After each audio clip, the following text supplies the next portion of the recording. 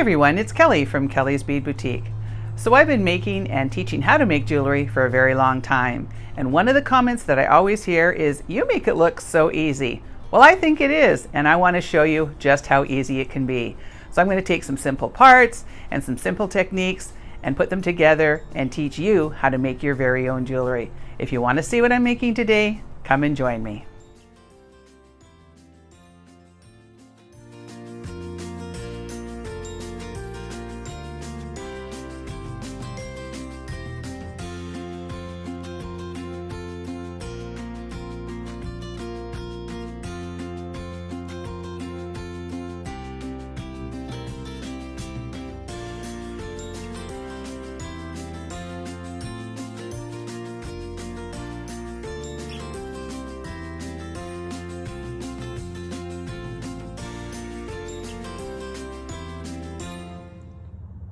Okay, so to make our necklace today, we've got one of Tiara Cast's larger rings and one of their little bit of a larger pendant. I've got a couple of their bead caps, and I have one of the silicone sliders. I also have this big gorgeous piece of check glass. It's quite a large one. It's probably like about a 10 millimeter. I also have a little 4 millimeter fire polish bead, and I have a head pin with a ball on it.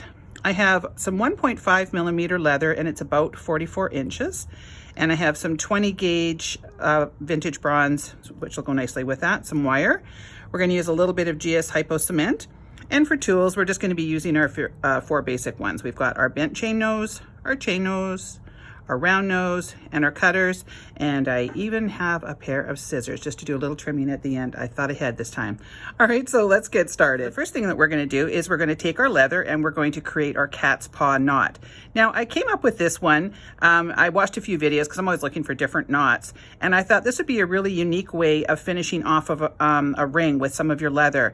Because sometimes when you add like a barrel knot, the leathers will be a little sort of not quite going out the way that I want them to, and this completely changes that, and you'll see in a sec. So the first thing we're going to do is find our midway point. So I just fold it in half and find our little loop here, and I'm going to take that and place it down through the side of this that I want to show. Like, this is double-sided, so you pick the side that you want, and you always want to make sure that you're going to go down with your loop. Now we're just basically doing like a lark's head knot, but we're not going to pull it tight. So I want to pull those pieces of leather through. So I've got my loop sort of on the top and those pieces of leather underneath like that. So now what I want to do is sort of separate them because I need to have a little bit of room to maneuver here. But you want to make sure they don't cross over or anything like that. So the best thing I find to do is to hold it in your hand like that so that you've got a nice clear working area. So you can see we've got one loop here and one loop there. Now what I'm going to do is take my little disc and I'm going to rotate it away from me 4 times. So I'm just going to go once, twice, 3, 4, and you can see I'm putting a little bit of tension because I want to create these little twists. So now I have to tighten this up. So I find the best way to do it is to grab up here and then just sort of pull down. And it's a little bit of sort of, you know, like when you're doing up your laces and they don't quite do up properly, you have to sort of, you know, do one side and then do another. And that's kind of what I find that you have to do in this. What you don't want to do is just pull on one side because then you'll have one side that's a whole lot longer than the other. So I find it's just a little bit of pushing and pulling, and you can see as I'm doing this, it's tightening it up. And you just kind of keep going until it's nice and snug. And there we go. That creates the coolest looking knot. I love that. I love how now when you're going to make your necklace, you've got one piece that goes off one way and one off the other, and it's a really neat looking knot. Some people have them this way, but I don't like the way that it looks as much. And this is actually the correct way to have that extra little bar on top there, but isn't that fun? Super easy to do. Make sure you wind it back and go through it. It took me a couple times to figure it out, but it's super simple. So now we're going to create the rest of our necklace. So I am going to cut about 6 inches of wire or so. Of course, you know I never measure my wire, I just cut it. All right, so now I'm just going to kind of straighten this out. And of course, that's probably way more than 6 inches. So I'm going to go a couple inches down because I'm going to be doing a real nice big bulky wrap. So I want a little bit of extra wire. So I'm going to bend away, and then I'm going to take my round nose pliers, and I want to go about 3/4 of the way up. This is a pretty good size ring. So I need to have enough of a loop to go over it. So I'm going to go up and over and down, open up my pliers, rotate them, and then bring that straight to the back. And if it's off center like that, you just pull it around and then kind of pull your arm down like that. And that's what we want, is something that looks like a little sort of a stop sign with an arm out of it. So now I'm going to go down through that loop and open that up with my fingernail, and then just come over here and I'm going to wrap that up. So I want to make sure that I get right across that loop that I created. And now I'm going to lock that in nice and tight. And I'm going to go around once, twice, and then I'm going to work my way back up. So I'm going to cover over those wraps that I did there. And that's just going to create a bit of a bulky wrap, which is kind of my favorite thing right now. And then you can kind of just take the end and you can just use your pliers and pull it around. And then if it's too long, you can trim it, but I think I can actually just push that over with my pliers. And that's what we want, is kind of that nice big bulky look like that. Okay, so now I'm going to take one of my bead caps.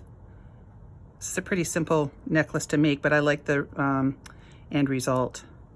And now we've got our piece of check glass, and I've got another one of my bead caps. So now I want to have my loops going the same direction. So I've got the loop going this way, so I want this one to go the same way. So I always just find it's easier to show you if I do it like this. So I'm just gonna bend across. I don't want to create any neck on there because I don't want to have a big long neck at all. So now I don't need a loop quite as big, so I'm gonna go down to about the halfway mark and do my up, over, down, rotate, and then straighten that out. And I always say, don't put hand cream on before you make jewelry, and I just put some on. And my hands are slipping all over the place here. Okay, so I want to put my little tag on. Now, in order to get it to go the right way, I have to turn it over and go in through the back side, and you'll see what happens in a sec here.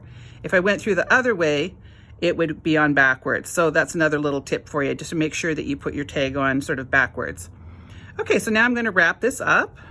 I'm going to go across my loop there. I'll just get rid of some of this stuff so you can see. And now I'm going to lock that in there nice and tight. So I'm going to go down once or twice. And my hands are really slipping. Oh goodness. I wanted them to look decent on camera, but it's hard to, I'll get a tool here. It's hard to maneuver when you've got lotion all over them. Okay. So there we go. So now I'm just going to trim that off. Always make sure that you're using the flush side. It gives it a nice straight cut versus an angled cut. And then take your pliers and just kind of push that down a little bit. Okay, so now I'm going to take my little 4mm fire polish and I'm going to put it on my head pin. And I'm going to do the same sort of thing. I don't want a neck, so I'm just going to bend it across like that. And I'm going to just make a small loop. So up and over and down. Rotate that plier, bring that to the back. And then before I wrap it up, I want to make sure that I put it in here. So I'm just running it through that little loop in the front of that little pendant. And then I'm going to wrap it up. Okay, and so I'm going to wrap around a couple times and then work my way back up. Now these are, again, they're a bulky wrap and they're meant to look a little bit on the sort of, messy side. So if they don't look perfect, that is completely fine. Now these head pins can be a little hard to work with because they are very strong gauge. So sometimes I have to get in with pliers to hold on to that to finish up my ends. So, and plus my hands, like I said, have lotion all over them. So things are kind of not doing what I want them to do. Okay, so now we just have this just a little bit of a dangle in the front there, which is kind of a nice little accent. Okay, so the last thing we have to do is put our silicone slider on there. So I like to take my fingers and run them down and make sure that the two ends are even. And let's see how these are. So those look pretty good. Now what I'm going to do is I'm going to take a pair of scissors and I'm going to really go in a nice sharp angle on one side, and that will make it a whole lot easier to get this through. So I'm going to take the side that I haven't trimmed off and I'm going to run it through the hole of the silicone. Now the other thing that I forgot to mention is that I like to use a pair of these tweezers. They're a real fine, sharp tip. And I do sell these in the store and they're only $3.99, and I think these are a really invaluable tool when it comes to making jewelry. So I'll make sure to put a link in the description box below on these because it does make this process a little bit easier.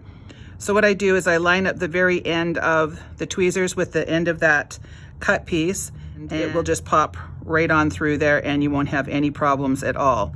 I do find sometimes trying to get this through without a pair of tweezers a little bit challenging. So having that tweezer, you can just poke it right through and there you go. Okay, so now what I do is I pull out equal amounts. I want to make sure that they are even. And you can trim off that little bit of a cut there. So I just want to make sure that these are sort of even, like that. You just, you know, just kind of have it. Nobody's going to notice if it's off just by a little bit. But I want to have them fairly even because what I'm going to do is just tie a simple knot in the back. And that's just so that it won't pop out of the silicone slider. So I'm going to just do a little overhand knot. It doesn't have to be anything fancy. So, and I want to have that fairly close to the end of the leather. I'm going to pull that nice and tight.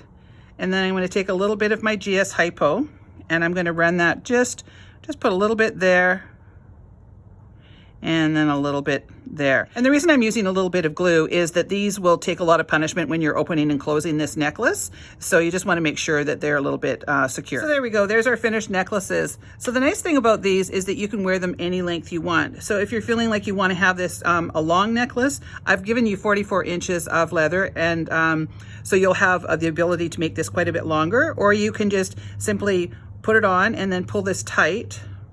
And then you can have these as like little decorative features, and then it'll shorten the necklace up. Or if you want to make it shorter, you can make it a little bit shorter when you are creating your own. So these will be available in kit form. You'll be able to choose the color of your metals and the color of your leather. And I've used black on the silver one here, and I've used the antique gray, which is one of my favorites, on the antique brass here. But anyways, these will be available in a kit form. You just go down to the description box and it'll have a link that takes you directly to my website. It's a completely secure website, so you don't have to have any fears of shopping online. So I hope you enjoyed this one. It was really quick and simple, but I really love how this knot just kind of just ramps this up a little bit and just kind of gives it a little extra decorative feature, something a little bit unique, and it's a super simple knot. So I hope you enjoyed this one. If you did, please make sure to give me a like, leave me a comment. I'd love to hear from everybody. And if you haven't subscribed to my channel, please make sure that you do so. It really does help my channel out. I want to thank you so much for watching, and we will see you on the next one.